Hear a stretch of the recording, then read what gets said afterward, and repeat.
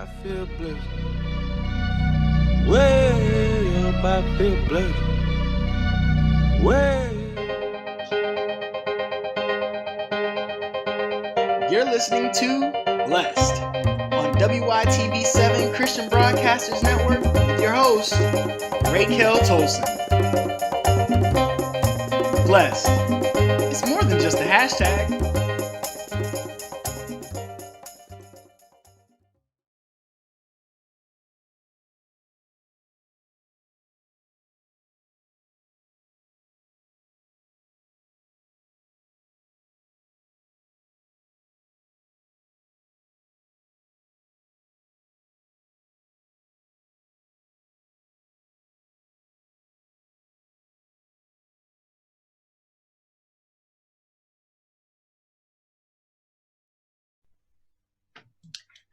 Hi, welcome to the Blessed Podcast. I'm your host, Raquel.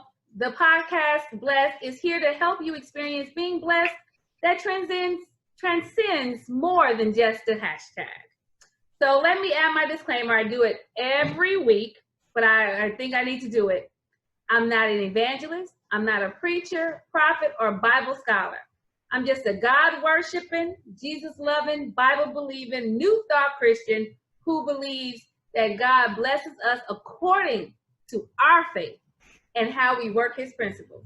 So if you're ready to be blessed and get encouraged and grow your faith by hearing how God is blessing his children, then you are in the right place.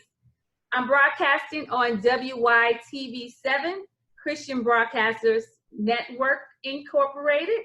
We're a non-profit charitable radio broadcast with the mission to empower, encourage, and educate. Donations are always welcome. To help further the mission, you can donate at www.wytv.org. Today's sponsor is still Tolson Publishing. We publish books to make you think about what you think about. So get your copy of Undefiled or Why Church Folk Poor, or both, today on Amazon or barnesandnobles.com. If you want an autographed copy, then you can go to www.raqueltolson.com and purchase an autographed copy there. Today's guest is Akaycia Fullmore. I'm going to say her whole name. Akaycia Diamond Fullmore. She is a member of my tribe called Blessed, and we will be discussing my novella, Undefiled. Let me just give real quick a short bio. Akaycia, better known as Casey, is the author of A Diamond in the Rough. That's why I had to give you her middle name. That's so cute. And it's A period because it's Akaycia period Diamond. It's so cute. A Diamond in the Rough. And it's a collection of poems. And she is a member of the U.S. Air Force, soon to be a certified personal trainer. And most importantly, she is the mother of Skylar Nevaeh. I have to use her middle name because I was the one that gave her the middle name. Because that's Noni's baby. Hey, Skylar. Hey. So Casey I met Casey in the Air Force when I started working back in 2012. Casey was, I think, 20 when I met you. 20, right, Casey? Yeah, 20. So Casey became like my daughter because I only have one son. And while I was working at the Air Force, I gathered more children. I gathered another son who is older than my son. So now he's my eldest, and he really is like my child for real, Carlos. And then Casey, my only daughter. So Casey is going to be here. She's a guest today to help me talk about my book, Undefiled. And Undefiled has so many, it has so much. So we won't talk about everything. We're going to talk about the stuff that I felt like would really, for Casey as a millennial woman. So we're going to focus on some of those aspects of the book. And in another month, I'll talk about something else with somebody else in the tribe. So Casey, before we get started, Skylar, no chill. Yeah, I'm gonna need you pulled on to my back dress up and so your everything. mommy can talk about her book, A Diamond in the Rough. Casey, you got your book? Okay. Go play. Yes. All right. She insisted on you, Noni saying her. I know, of course. So Talk about it. I need you to read a poem. So when Casey and I met, I told Casey, because I've always been an author, and I asked her what she was doing with her life other than the military, and she said she wrote poetry. So I said, oh, you need to make a book. Remember that? I said, you got to write a book. And guess what she did? She put it in a book, and there she is. So Casey, read one of your poems for everybody. Oh, buddy. Let's see.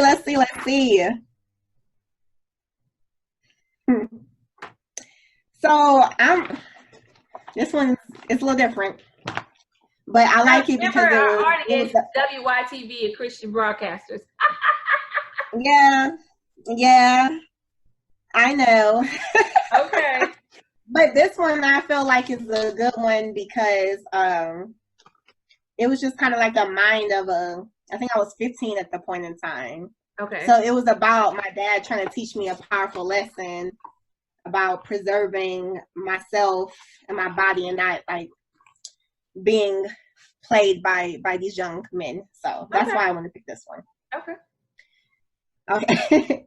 So it's called When He Said. So he said you were sexy. He said you were his one and only. He said you had the perfect frame. He said you had a beautiful name. He said without you, he wouldn't know what to do. He said he loved you. When he said you were sexy, he was thinking about sex. When he said you were his one and only, he was thinking about the next. When he said you had the perfect frame, he was wondering if you were easy. When he said you had a beautiful name, he was erasing it from his memory. When he said without you, he wouldn't know what to do, he meant once he was done. When he said he loved you, you fell for his game and he won. Wow. It's a short. Yeah, that was kind of deep. That was a young teenage mind. Yeah, but you know what? There are a lot of teenage girls that need to hear that. So Casey, I need you. I know you're doing your personal training. I know you're, and thank you for your service. I know you're doing awesome things in the, military, but there's some young girls out there that need to hear that. And I'm sure, and I know all your other poems are good for them too. So I'm gonna need you to really start getting out there more and sharing your poetry. And thank you for coming on the show and reading that, because maybe somebody is listening and they have a daughter, or maybe their daughter is listening, and then they could let them hear that poem. Because you said something that they might listen to you and not their parents. You know what I mean? Because you know how you guys do. So let's talk a little about Undefiled, because that's what we're supposed to be doing today, right? Talking about Undefiled. So I'm going to give everybody a quick little synopsis. A quick synopsis of Undefiled. So Undefiled is, oh wait, what did I just do?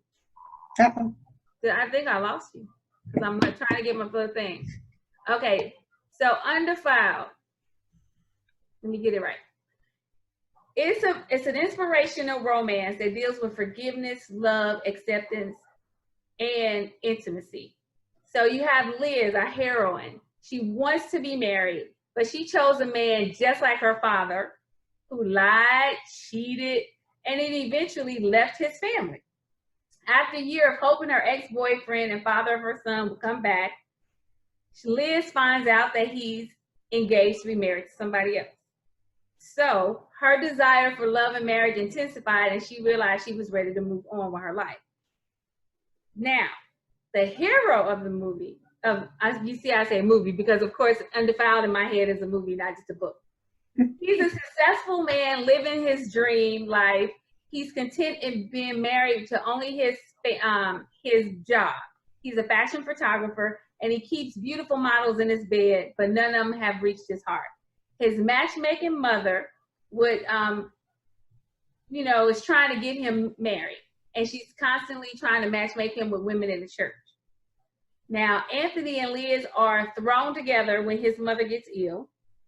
Anthony is instantly attracted to Liz, but like you said in your poem, is really just physical. But then after the mother passes, he starts, opening himself up to more than just physicality of a relationship. And he and Liz fall madly in love. He is actually the man of her dreams. But then the night before the wedding, she finds out something about his past that she doesn't know if she can forgive him or accept. And so that's basically what Undefiled is about.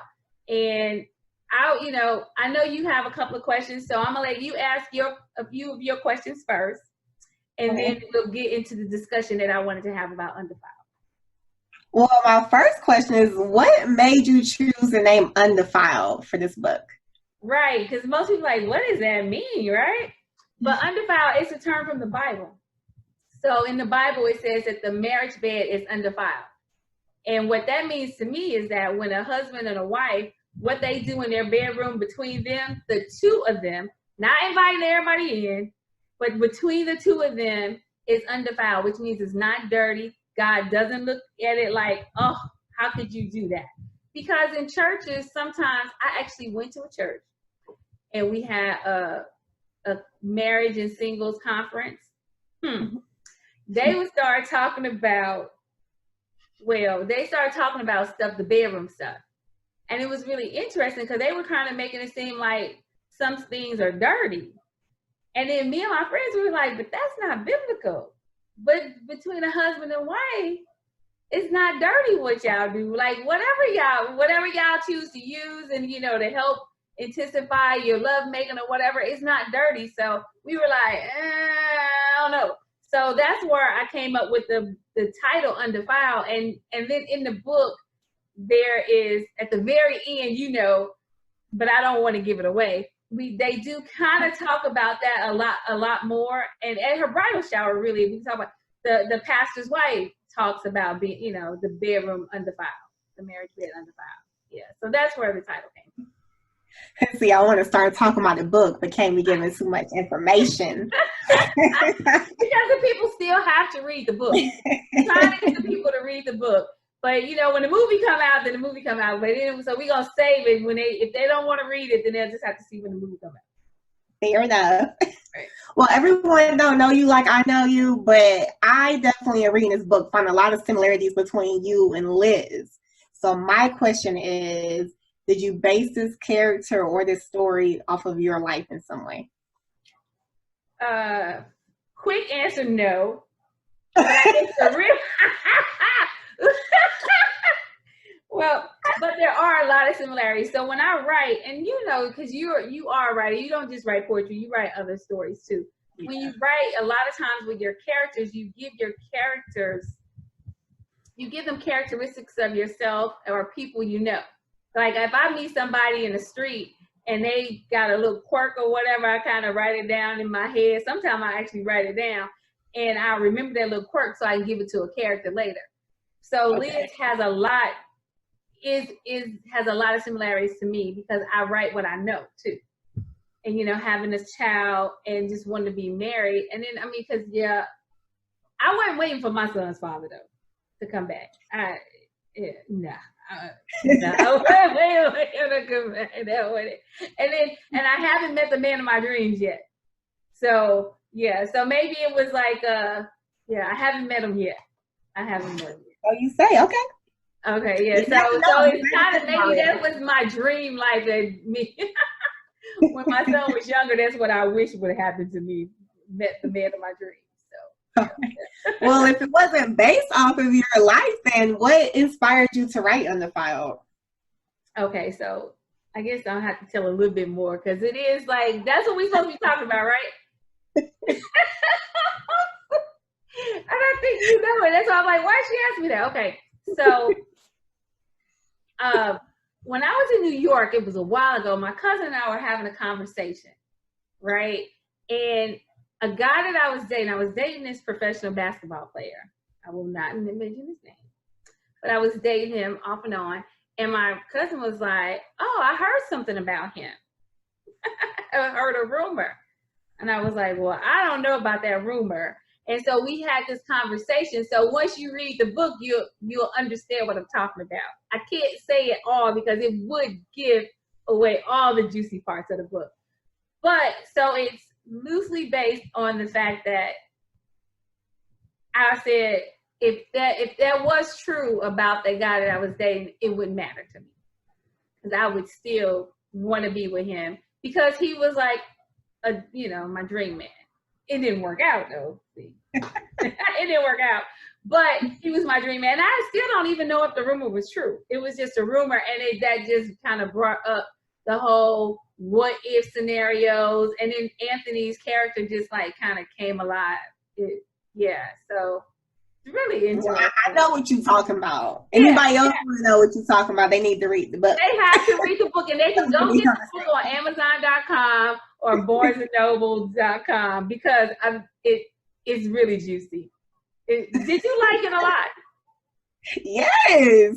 Did you tell them that you made a short film? I don't know how to say it. Yeah, I think I did at the very beginning, but yeah, so Undefiled it started as a short film, and I wrote it, and I had just put it aside, and then I went to a short film. I guess what's those things called? I'm having a brain fart. A film festival, film festival, right?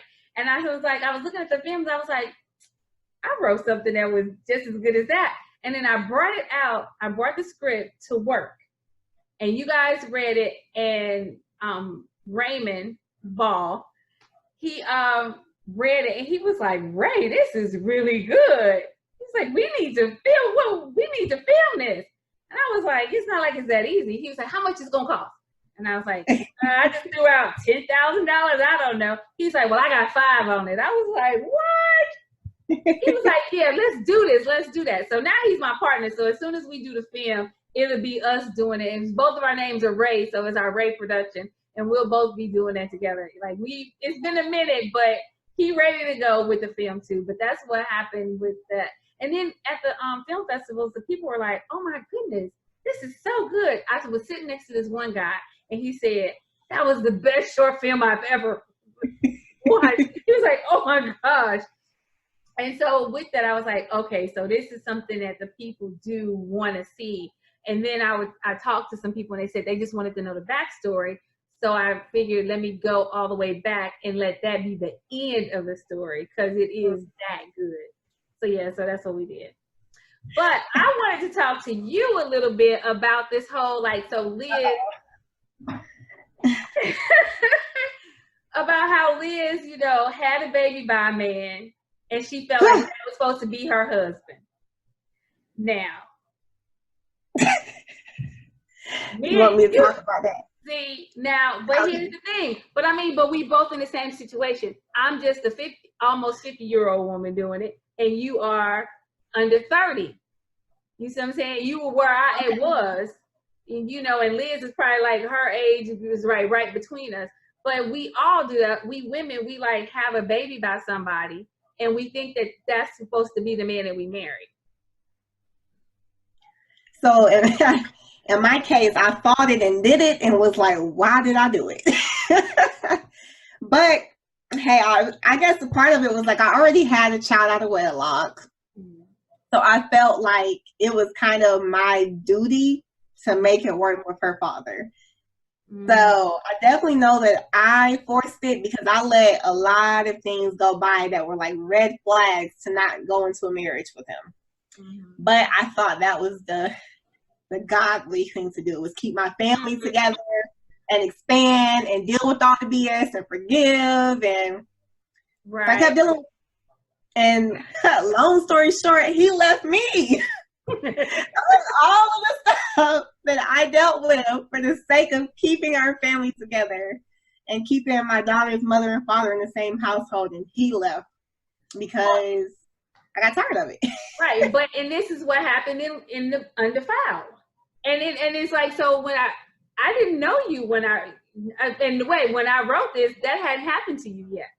But that's why Undefiled to me is it's like a right now type story, because there are a lot of women like Liz that have had babies that were trying to make a relationship work with somebody who was a liar and a cheater, or just wasn't the right one for them. because they had a child with them. And then when you said because it's a godly thing, and so when you grow up in church, you feel like, oh, I already feel like I'm a horrible person because I had a baby out of wedlock. Because that whole judgmental type thing you get from some churches, it really does exist. So then it forces you to maybe marry somebody who is not the right person to marry, just not at all. And I mean, but see, like for me, I've always been in the church, but I think something about me is just different. I'm kind of off a little bit because I wasn't going to let the church make me feel like I need to be married to a fool just because I had sex with him and had his baby. It was, I wasn't going to make wrong after wrong after wrong after wrong after wrong, because two wrongs don't make it right. You know what I'm saying? Anyway, I thank God for my son, but that wasn't going to happen at all. But I'm just saying, but then you have these people like Liz in the book and like you, it's like, okay, I need to be with the father of my child because it's the right thing to do. And then just like Liz and you, he leaves and then start their life. And then it's like, so like when Liz was ready to finally move on, what does it take for you to finally like let go and move on? What did it take for you? What did it take? Oh, Jesus. I feel like a part of it was definitely him leaving. I think it just added up. It was a lot of reasons I had to leave. But the whole God was in my ear. At least I thought God was in my ear, but he was pointing me to another direction. But I was so set on what I thought God wanted me to do in my life that I just stuck in there regardless of all the bad. So when he finally up and he left, I felt like I forgave you. I did everything I was supposed to do as a wife, as a mother. Like I held this home together, and it's like, and I dealt with a lot of stuff I didn't have to deal with. So the fact that you walked out that door for me was like, don't ever come back in. And that honestly was my breaking point, because sadly enough, I don't think I would ever left him. I would have tried over and over again to try and make it work because I was so headstrong in that. But I prayed to God. Actually, I think you told me. That's what happened. You told me this because I was crying every night. Like I couldn't, like every night was stressful. And you told me to write down a prayer to God. But when I write it down, I figure out everything that I want in a man. Make a list of everything that I want, no matter how vain, whatever, just make a list. And then you told me like every night for at least 30 days, tell God that you thank him for the fact that you have these, talking present tense. And so I decided, okay. I was like, what is that going to do? And you told me, you're like, well, either God is going to put that man in your life, or your current husband will become the man that you're praying to him about. So I did it. And he started becoming everything opposite of what I asked for. And I felt like God was telling me that, but I wasn't listening. But when he walked out, that was like the final slap in the face. Like, are you listening now? See? And it just felt like it all came together at that point. And I realized like everything that I prayed to God that I wanted in a man was the pure opposite of what I had not that I wanted in a man, that I wanted in a husband. Right. Was the pure opposite of the husband that I had. It was the opposite of it. So then that walking out the door was just a slap in the face to make me realize that I've been praying to God for what I wanted. Mm-hmm. And God's telling me that this ain't it. And I wasn't listening. Right. So he had to put him in a position to walk out. So God had to move him because you wasn't gonna move, you wasn't listening. Okay. And that's the thing, it's like so crazy because that's the same thing that happened in the book with Liz. He had to leave and then for her to get everything that she wanted. Now in the last few minutes, so we got about 7-8 minutes left. Let's talk about when you finally meet the man of your dreams, because eventually it's coming to you, because your divorce is coming up soon, and I know that God is going to, because you was praying it, so I know it's coming. Right. So when you finally meet the man of your dreams, now he's the man of your dreams, but he won't be perfect. Just like in this book, the man was not perfect, but he was the perfect man for her, but he wasn't perfect. He had a past. So like without saying what his past was, but if you were Liz, how do you think you would deal with somebody who had a past that you weren't really happy about? That's a tough one. So I think in her situation, there are certain things that I would be willing to move past, considering it was in the past. Mm-hmm. If you've been moving forward and you're making this forward movement, and I'm the one that you choose to make this forward movement with, then when we go into this relationship, it's like a pact, it's a partnership. We need to go into it knowing what direction we're going, what direction we will never go back to. Mm-hmm. And I think that would be the main thing for me. If I can really feel in my heart, and in my case, because I prayed to God for the man that I wanted, I don't know what I left out of my prayer. So I know that that's fair game for God. Those mistakes is fair game. I was very specific about the man that I had to have. And so if anything in this man wasn't listed on that list, like that category wasn't in that list, and I have to be okay with the fact that God gave him that fault. Mm-hmm. And that's the way I would look at it. So if that's not something that she, for Liz, in her case, if that's not something that she absolutely says she could not deal with, Mm-hmm. and he's telling her that it's in the past and they can move forward, then it's either all the way in or all the way out. So if you want to make that forward movement, I can't say I love everything about you except for this, but this wasn't something that was a big deal to begin with, you know? Right. Because I hadn't even thought about it, right? It's like I didn't put that on the list. Right, yeah, right. Like I can't even be mad. Like you can't be flawless. Right, exactly. And that's the thing, you know. So one of the things I with this book, and I like put it out there, I was like, you know, a question is, I wonder if religion and, you know, being a Christian are keeping women, especially African American women, single, because we do have these lists, and we do have like we have what we think that people should be about. You know, we want somebody like Boaz that Ruth had, rich. Everybody ain't rich. And then like somebody like me, you know, as a pharmacist, I was making a lot of money. And for me to say, oh, he needs to make the same kind of money I make, that's not easy.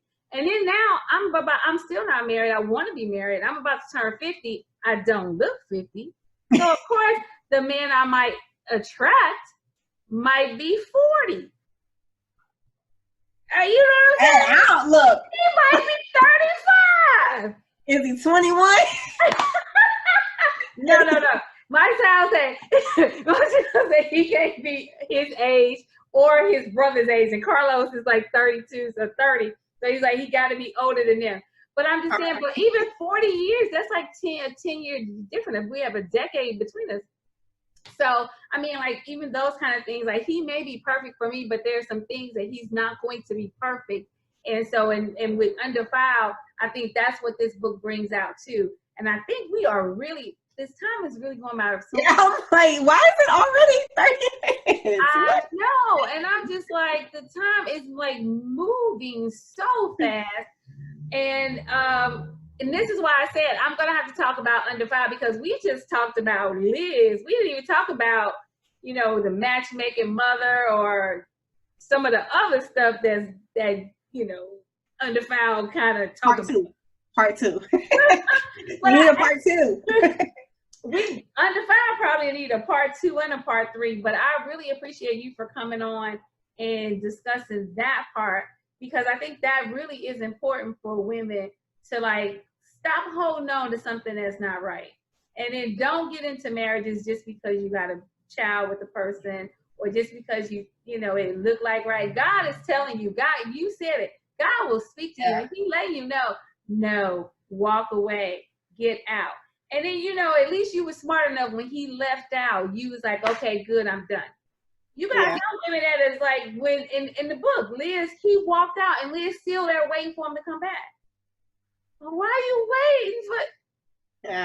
It had to take him to decide, not just leave, but to say, I'm getting married to somebody else, for her to say, okay, maybe I need to move on. Yeah. Walk out. Anybody that want to I forgot how the phrase goes, but anyone that wants to leave my life, let them go. Right. No. Wish them well and let them go. So, hey, Casey, before we go, tell everybody where they can get your book. Oh, on Amazon. So I have A Diamond in the Rough. It's Akaycia Diamond. I don't know if that's going to go clear enough. But I also have, hold on, Uncut is the second one. Oh, yeah. So what I need to be doing is working on the third one, I know.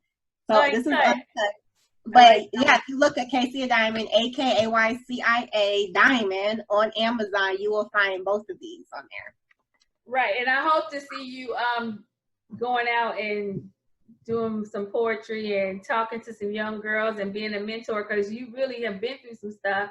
And just like I wrote Undefiled, even though it's fiction, but it had a lot, it has a lot of meat that you can talk about. And with your stuff, yours is personal. It's not even fiction. So you can go out there and really do real life. Yeah, you can go out there and talk and do some really amazing things for the youth. And also, if you're out there listening, Akaycia is a member of the Tribe Called Blessed. You too can be a member of the Tribe Called Blessed. Just go to Facebook and type in Tribe Called Blessed. I think it may be a few of them, but mine has like a yellow, a gold, blue, and green logo. Looks like hands, and like the hands juggling, the people dancing. It's really cute. And then maybe you'll be one of my next guests to talk about one of my books or talk about a book that we're reading. And Casey, is there anything else you want to say to anybody? I mean, to people out there? I would say thank you to you for having me. This is fun. And I want to talk some more about your book. So if you have a part 2 or part 3, I can be a second guest. And if you have look, in January, though, we will definitely be talking, because we'll talk about, because you'll be a certified personal trainer then. And so we'll talk about getting healthy and, at the new year. Yes, ma'am. All right. Thank you so much, Casey. Give bye. my hugs and kisses for me. Okay, bye. All right.